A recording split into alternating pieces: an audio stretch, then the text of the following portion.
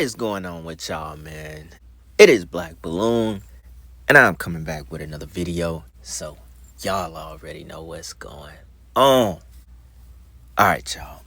Now, since last week, a good bit of y'all been asking me to cover the LA fires. So, that is exactly what we are here to do today, amidst all of the theories of why this fire happened in the first place. One day, he goes, it's just going to be the right wind, and the fire's going to start in the right place, and it's going to burn through LA all the way to the ocean, and there's not a fucking thing we can do about it. There is a lot of stuff going on, a lot of different theories going back and forth on why these fires actually happen, right? So in this video, of course, we're going to go down a couple of those rabbit holes and, see if we could come close to what we think about this most recent and biggest fire in LA history, right? So first thing first, before we get into this clip with Allie Carter, right?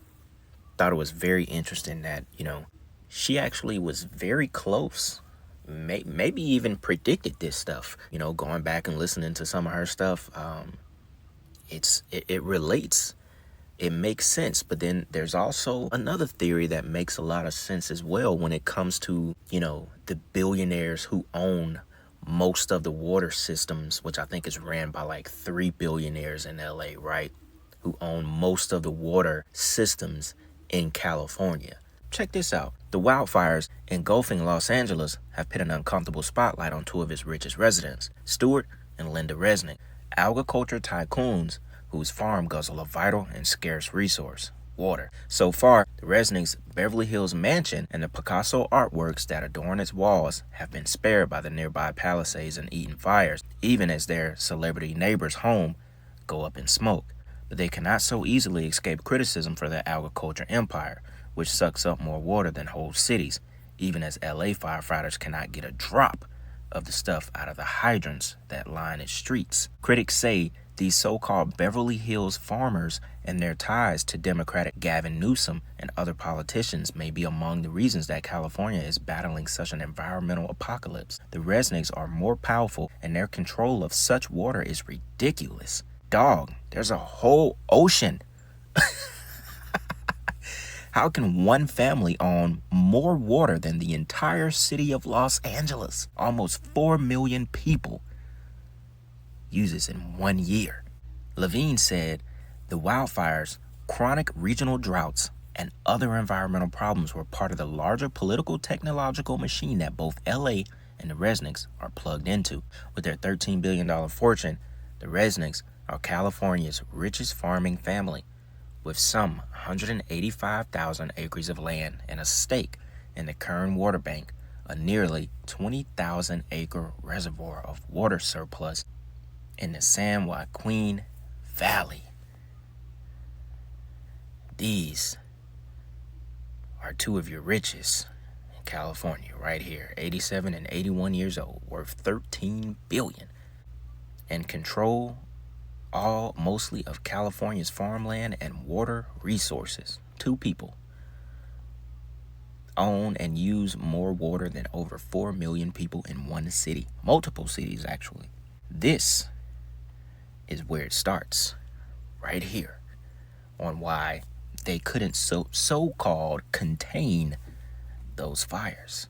So before we get to that clip, one thing I always notice about disasters like this, or planned disasters like this. Now, this could just be me, coming out of left field, right? Take a look at these pictures. I always notice this about planned disasters.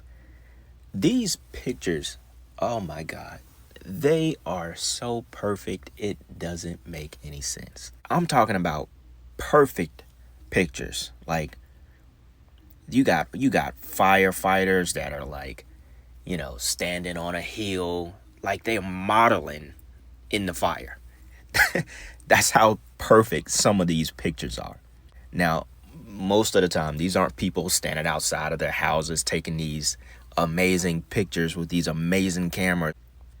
These are people, photographers and so on, pulling up and getting pictures of this stuff. Something about this just always catches my eye.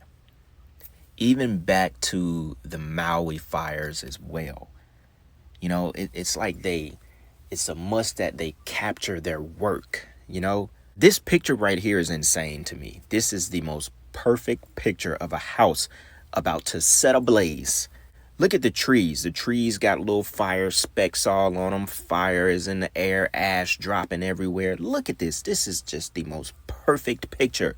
And it really, before you even dig deep into a theory, if you want to know if something is planned, this is all you have to look at. You know, like I said, this could just be me and something that I noticed, but let me know if y'all feel the same way. Like, just go to Google and Google LA fires and look at all of the seemingly perfect pictures that are taken. All right, so look, not gonna stress that fact too much, right? Before we get into everything, check this out. I thought this comment was actually pretty interesting about one of the theories, right? Those who don't live in LA need to understand a few things. This is off Instagram. Karen Bass is the mayor of Los Angeles, not Santa Monica, Pasadena, Altadena, or Encino, if I said those cities right, which are some of the other impacted areas. Pacific Palisades and Malibu are the two most affluent communities in Los Angeles. I saw a voting map, and the majority of those residents voted for Rick Caruso, the billionaire who was running against Karen Bass. A lot of celebrities supported Caruso over Bass because he's their financial peer. Not knocking it, but it is what it is. The city of LA was facing a huge budget shortfall. Cuts had to be made. The two most prominent issues in the last mayoral election was homelessness and crime. The fire department budget is well over $800 million. When the initial cuts were made, $17 million was cut from the fire department budget. Meanwhile, the LAPD received an additional $138 million because everyone was up in arms about crime. However, the city of LA was in the process of negotiating with the fire department salaries, and the end result was a $50 million increase for them. So in the end, they weren't shorted. I know everyone is rushing to blame, but the truth isn't going to be sexy. This was unfortunately a perfect storm for a calamity. Those winds were up to 100 miles per hour, making air support to fight the fires impossible. The vegetation was dry because after a record rainfall that created mudslides earlier last year, LA was in the midst of a major drought. The fire department water supply is the same supply used by the residents. It is not a system equipped to handle 4 or 5 major wildfires at a time. Other California wildfires were not like this. No system in the country could handle the demand put on the water system in the midst of those fires. So that comment, I'm going to assume, was, like backlash of the Kardashians, like trying to blame the mayor, so on and so on, right? So we're looking at a situation that can be very political as to why these fires were started. And then there's a couple of questions that remain. Why were the winds at 100 miles per hour? No storm. Usually you hear about 100 mile per hour winds and like hurricanes, and it was just 100 miles per hour in a drought. Just the wind just blowing. I mean, I'm not from the West Coast. I'm not from California. Y'all let me know if the wind just blows like that. Every other couple of months, y'all get 100 miles per hour of wind. Wind gusts just crazy, blowing helicopters away. That doesn't make sense to me. So we got to ask ourselves that question. How was the fire started? Did someone set the fire? Was it a DEW? A direct energy weapon? Or, for what you probably clicked on this video for, could this be much deeper than we all know? And this is where the part where Allie Carter and her stories come into play.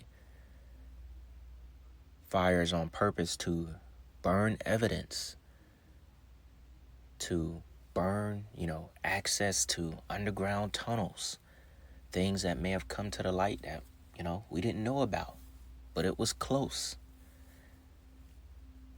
This brings up a completely deeper, darker theory to what may be going on. So with that being said, y'all, we'll go ahead and jump into a few clips from Allie Carter, then I'll come back and wrap this video up. Check this out. Another arrest is coming again Watch for those fires. Explosions make fires too. Explosions make accidental fires too. And then, oops, we don't know how that happened. And then you look into it and you see that it's tied to something that's tied to something that's tied to something that's tied to trafficking. And then you realize, oh, it wasn't just an explosion or a fire. It wasn't an accident. How many things does it take? If people can get in the streets over a convict, why the hell can't people get in the streets over the children? What is going to fuel your rage for the children? Why are you waiting on a release to fuel your rage?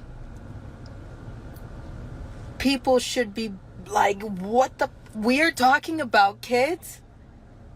Huh? What? No! Somebody better answer something. How many more kids do you need? How many more need to be swept under the rug? How many more need to be silenced for you to say, oh, enough? It's all of our war. There are underground tunnels that are under the schools, elementary, junior, and high schools all over the place. They exist everywhere. You've been in I'm them. sorry? You've seen Yes. these? Been in these? Yes. Where do Yes, they lead? they lead to amusement parks, they lead to hospitals, cemeteries, schools, celebrity homes, psychic shops. They lead everywhere. Yes, there's every means of transportation. There's every walk of life. There's cities there. A lot of people relate to us because there's something that has happened in your life that you can relate to.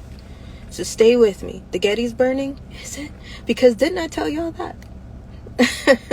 Didn't I tell y'all there will be an accidental explosion? Accidental fire? And the next thing you know,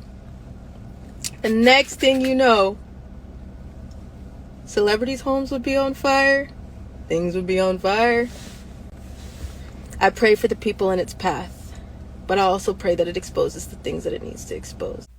So when you go back and you consider some of the things that Ally Carter has been talking about for a long time, you think about those underground tunnels, you think about certain celebrities, certain people in Hollywood that are involved in these trafficking rings.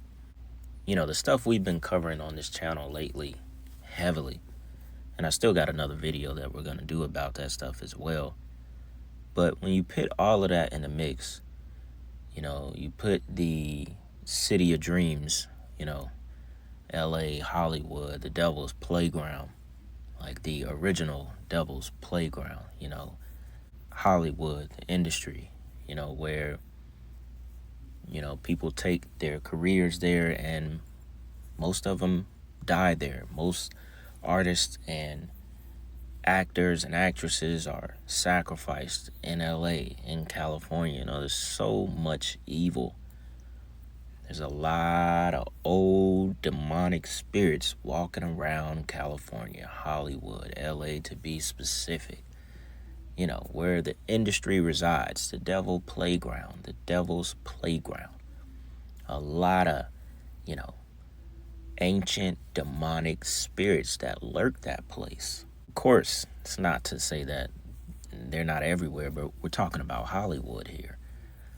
We're talking about the Palisades. We're talking about Malibu. We're talking about places where money is, people who participate in this demonic lifestyle, these rituals of the elite, of the rich and famous. So there's a lot to consider here. And I think it's a lot deeper than just a wildfire that started and, destroyed all of these people's home.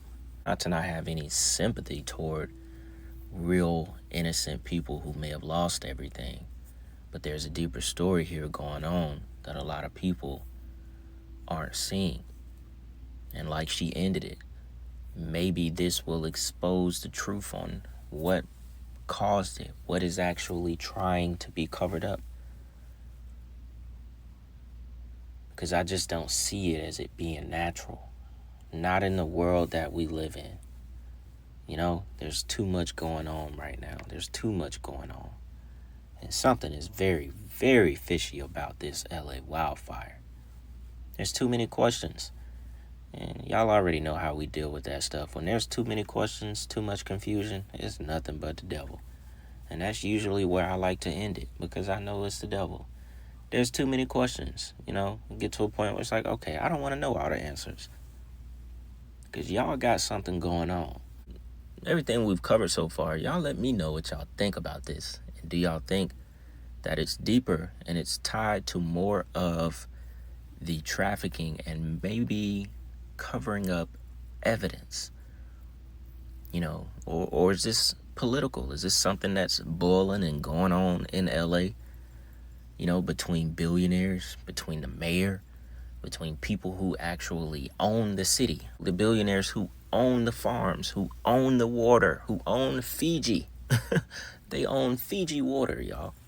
There's a lot of different questions, man. But y'all be sure to let me know what y'all think about this in the comments. If I find anything worth mentioning and doing another video about, I'll be sure to jump on it for y'all. So with that being said, y'all, it's Black Balloon, and I'm gonna see y'all soon. I'm out.